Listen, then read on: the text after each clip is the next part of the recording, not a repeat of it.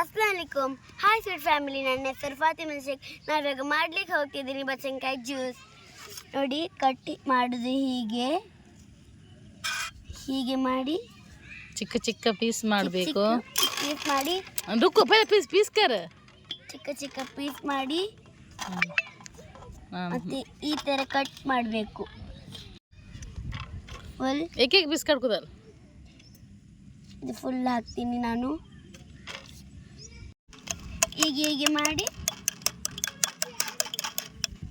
ಯಾರಿಗೆ ಬಚ್ಚನಕಾಯಿ ಜ್ಯೂಸ್ ಮಾಡಲಿಕ್ಕೆ ಬರಲ್ಲ, ಕಲ್ಲಿಂಗಡ್ ಜ್ಯೂಸ್ ಅವ್ರಿಗೆ ನಾನು ಮಾಡ್ತಿದ್ದೀನಲ್ಲ ಆ ಥರನೇ ಮಾಡಿ ಒಳ್ಳೆ ಆಗ್ತದೆ. ಕುಡಿದ್ರೆ ಒಂಥರ ಟೇಸ್ಟ್ ಮಾಡಿ. ನಿಮಗೆ ಯಾವುದು ಗ್ಲಾಸ್ ಉಂಟು ಅದರಲ್ಲಿ ಮಾಡಿ. ನನ್ನ ಹತ್ರ ಸ್ವಲ್ಪ ಗ್ಲಾಸ್ ಇತ್ತು ಫುಲ್ಲು, ಆಗ ನಾನು ಇದ್ರಲ್ಲಿ ತಗೊಂಡು ಬಂದೆ. ಮತ್ತೆ ಸಾಕು. ಮತ್ತೆ ನೀರು ಹಾಕಬೇಕು. ಯಾವ ನೀರು? ಕೋಲ್ಡ್ ನೀರು ಹಾಕಬೇಕು. ನೀರಿಲ್ಲದ್ರೆ ಕೋಲ್ಡ್ ನೀರಿಲ್ಲದ್ರೆ ನಾರ್ಮಲ್ ನೀರು ಹಾಕ್ಬೋದು. ಮತ್ತೆ ಹಾಲು ಹಾಕ್ಬೋದಾ? ಹಾಲು ಮತ್ತೆ ಈ ಸಕ್ಕರೆ ಹಾಕಬೇಕು. ಸಕ್ಕರೆ ಎಷ್ಟು ಚಮಚ? 3 ಚಮಚ ಹಾಕಬೇಕು. 3 ಚಮಚನ ಮಿಕ್ಸ್ ಮಾಡಬೇಕು. ಆದಮೇಲೆ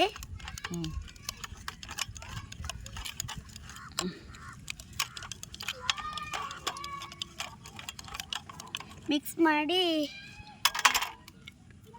ಇದು ಹಾಕಬೇಕು. ಇಷ್ಟು ಅದಿಲ್ಲ ಅಂದರೆ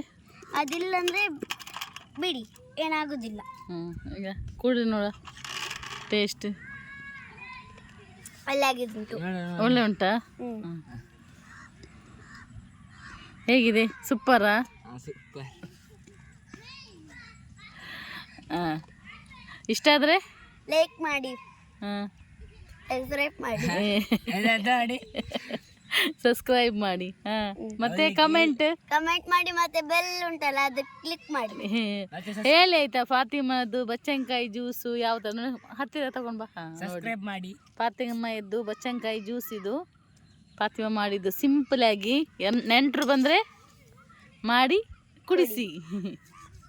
ಬಾಯ್ ಬಾಯ್. ಬಾಯ್ ಬಾಯ್.